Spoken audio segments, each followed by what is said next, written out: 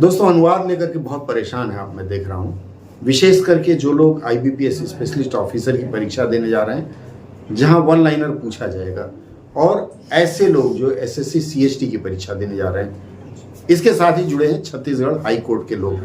अनुवाद के 3 छोटे छोटे सूत्र बताऊंगा, अगर याद रहा तो अनुवाद में आपको पीछे कोई नहीं छोड़ सकता। चलिए शुरू करते हैं। सबसे पहला सूत्र है, आसान सूत्र है, पढ़ें, समझें और करें। सबसे पहला जो आपको पैसेज मिलता है उसको पढ़िए। समझने में क्या करना है आपको, उसके अर्थ को समझना है कि यह क्या कहना चाह रहा है अपनी भाषा में, जो भी आपकी मातृभाषा हो, और उसके बाद अनुवाद करें। कैसे करते हैं? एक लाइन भारतीय रिजर्व बैंक की वेबसाइट से मैं आपको दिखा रहा हूँ, झटके से दिखाऊंगा। लिखा हुआ है, भारत और कंबोडिया के बीच QR कोड आधारित सीमा पार के व्यापारी भुगतानों हेतु भुगतान प्रणालियों के परस्पर जुड़ाव का शुभारंभ। मैं बताने का प्रयास कर रहा था कि इस तरह की एक पंक्ति आपको दी गई है। मैंने आपको बताया सबसे पहले पढ़ना है, फिर समझना है, फिर करना है। का कॉमन इंटरव्यू का प्रश्न भी रह सकता है और उसके साथ साथ अनुवाद के लिए रहेगा। तो चलिए शुरू करते हैं। हमने पढ़ लिया। पढ़ने के बाद आपके मन में जो आपकी भाषा में समझ में आता है, आप उसको अपनी भाषा में समझ लीजिए और अब आप इसका अनुवाद करने का प्रयास करेंगे। अनुवाद करने का जो नियम है, अगर उस नियम का अनुपालन करेंगे तो आप देखेंगे अनुवाद करना बहुत ही आसान हो जाएगा। कैसे आसान हो जाएगा? यहाँ आपको इसमें सबसे पहले सब्जेक्ट ढूंढना है, ऑब्जेक्ट ढूंढना है और वर्ब ढूंढना है। लेकिन इस वाक्य में तो कोई करता है ही नहीं। आपको क्या लगता है कि इस वाक्य में कोई करता है?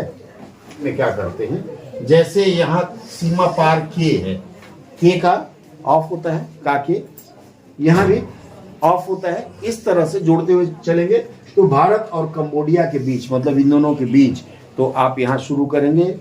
जैसे पहले टूटा फूटा अनुवाद करेंगे, between India and Cambodia QR based. सीमा पार के लिए क्या होता है? सीमा पार के व्यापारी भुगतान। व्यापारी भुगतान को क्या कहते हैं? आप में से कोई बताएगा?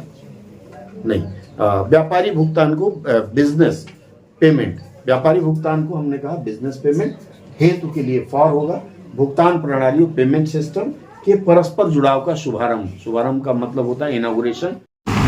अब देखिए, मैंने आपको पहले ही बताया हुआ है कि के का के बाद जो शब्द होता है अंग्रेजी अनुवाद में उसको आगे ले आते हैं। तो ऑफ के बाद वाला जो था लॉन्च, शुभारंभ, उसको हमने आगे कर दिया। पेमेंट सिस्टम फिर बाद में लिया।